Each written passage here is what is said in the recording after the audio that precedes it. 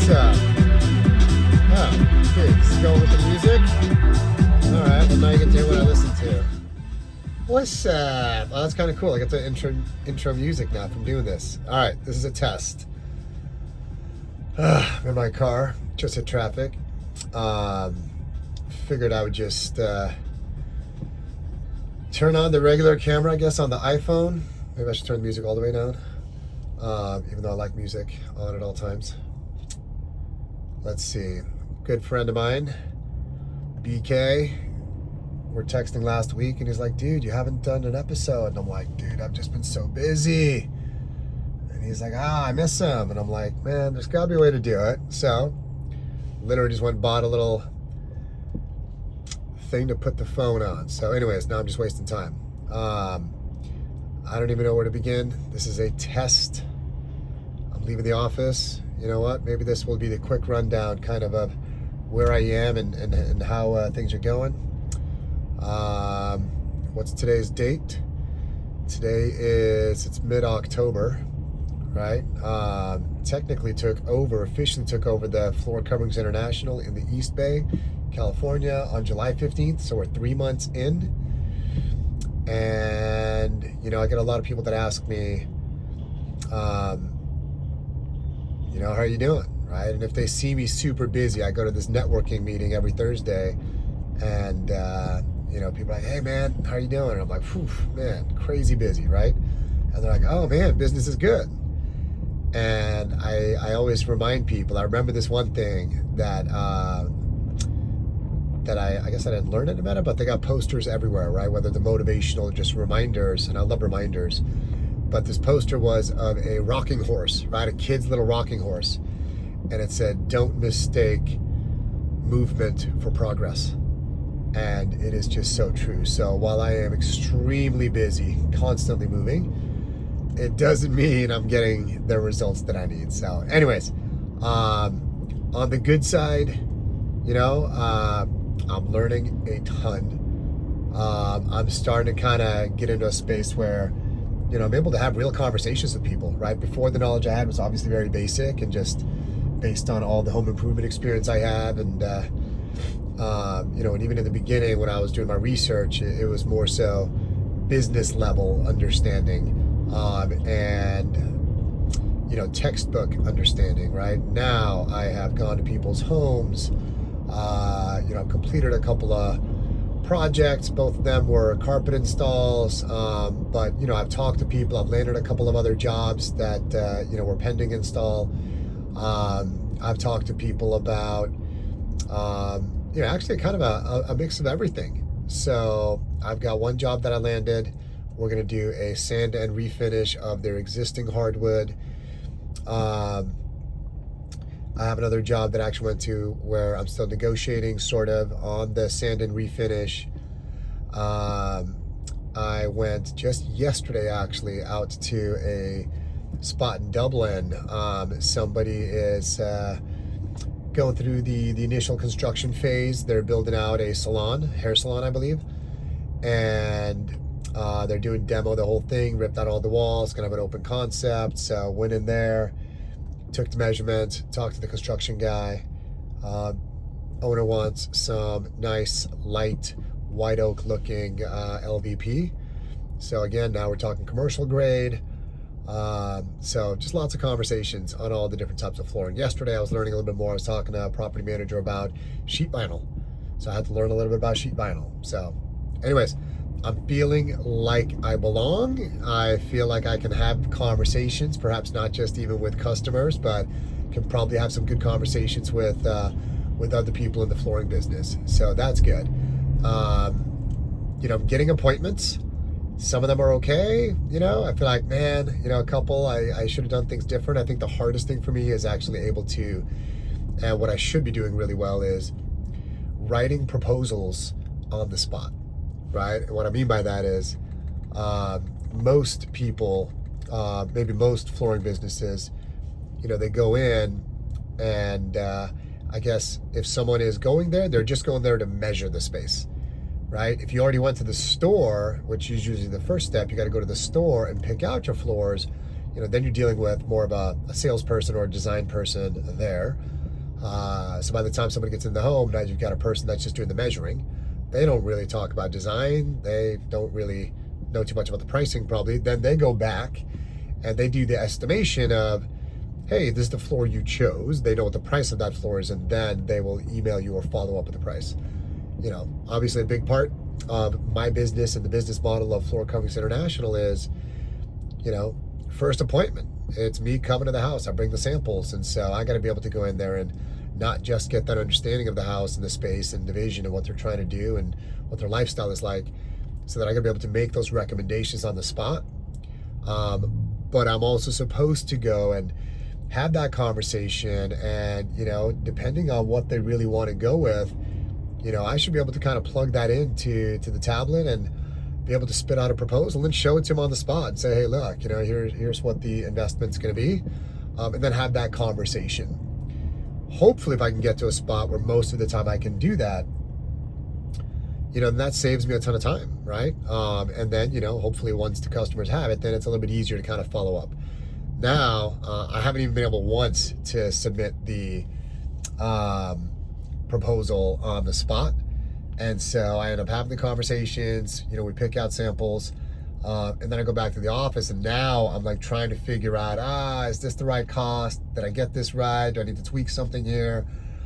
So it takes quite a bit of time to actually put together the proposal and then get that sent over. So everything's just taking a little bit longer, and it's not, I think some jobs should be easy, and you kind of think like, a customer calls, they want to change the floors, maybe it's going to be simple.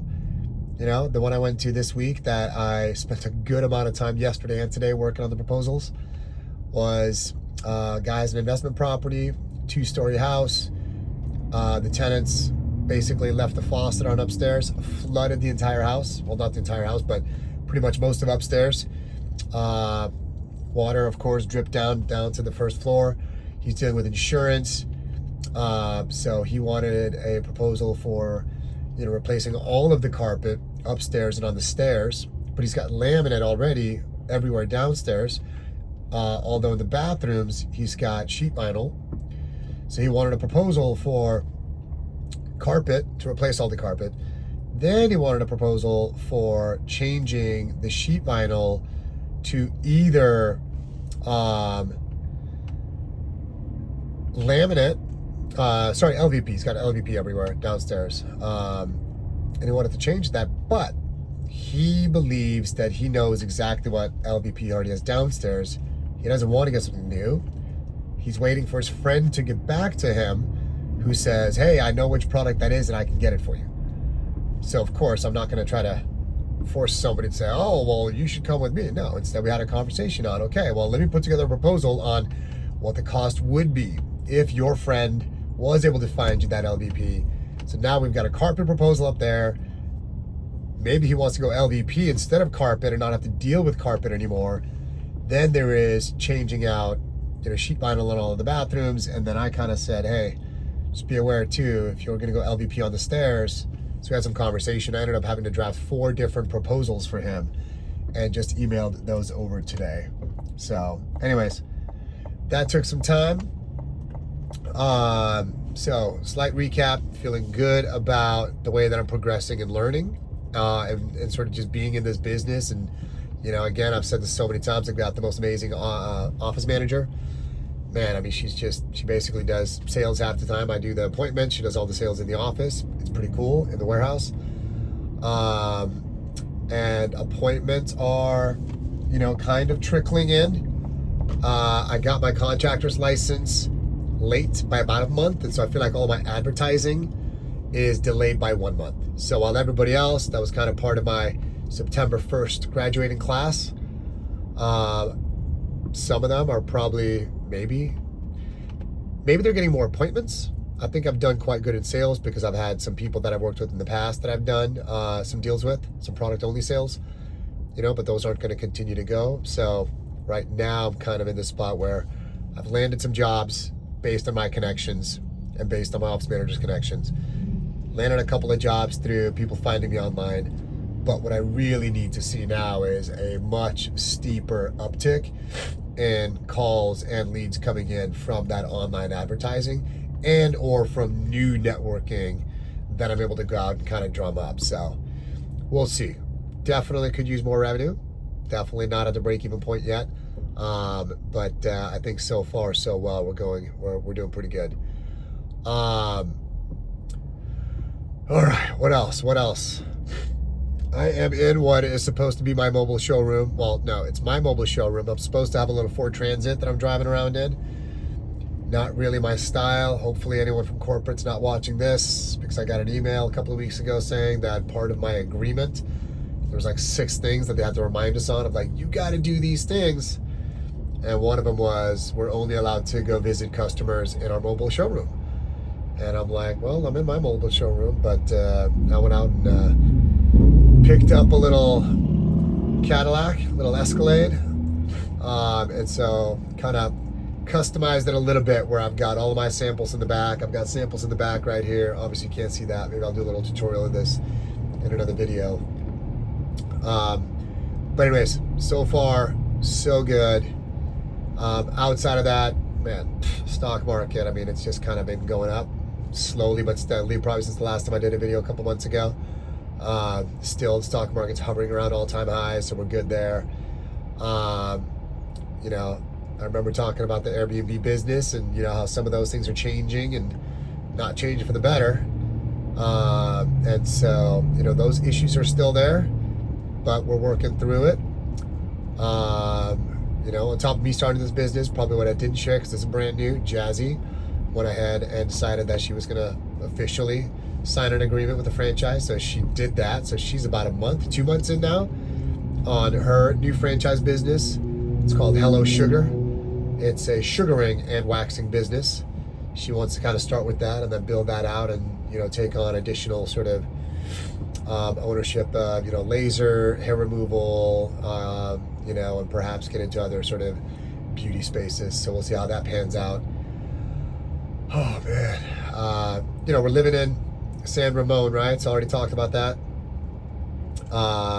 So far, so good. I mean, you know, Andreas, Christian, you know, you guys are having a good time playing tennis. I'm actually on my way to play some tennis right now, if I make it. Got stuck in traffic. But anyways, you know, for not having that W-2 income and for starting 2 businesses, and for having 2 businesses that are not profitable, they're actually bleeding money, you know, I think I'm doing okay, right? Spirits are good, but make no mistake, it is stressful, like super stressful, right? Not having income and trying to manage everything while the expenses are still just super, super high. So one thing that I'm kind of navigating right now is I had said I was going to do an SBA loan. I actually just made the pivot a couple of weeks ago that I'm not going to go back to what I originally think I was going to do, which is a ROBS, right? That's a rollover business startup type loan, where I'll be taking money out of my 401k and I'm going to use that to fund the flooring business. Main reason there is going the SBA route, where interest rates are still, you know, for the SBA is, unless, you know, you get a special deal somehow, which I don't think I was going to get, you know, still at 10% plus. And that's for sure going to eat into your margins. So on the kind of a loan that I was looking at, you do the math, my monthly was going to be somewhere around $4,000 a month, you know, $48,000 a year. It's like, hey, I could make $48,000 a year and just pay myself a salary of $50,000 a year and be okay, or not pay myself a salary and just give that $50,000 to the bank. So, you know, I would much rather be in a position now where I can actually start taking income ahead of time. And then if I actually do take that income, $50,000 a year today, I did some math, and if I, you know, run that through for many, many, many years, that will likely turn out to actually be better than if I just left that money sitting inside my 401k, right? Did the math, you know, double in 7 years, double in another 7 years, right? Let's say I got $1 million just on that in 14 years. you take out 5% or so every year, well, that's your 50,000. So why not just get 50,000 right now every single year forever? So anyways, that's simplified math. Maybe I'll do another deep dive on it at some point. But that, I think, is the quick download of where we're at right now. So cool. Let's pause that and see if it actually worked. I'll have to check the audio quality later, and let's see what's on the tunes as we roll on out.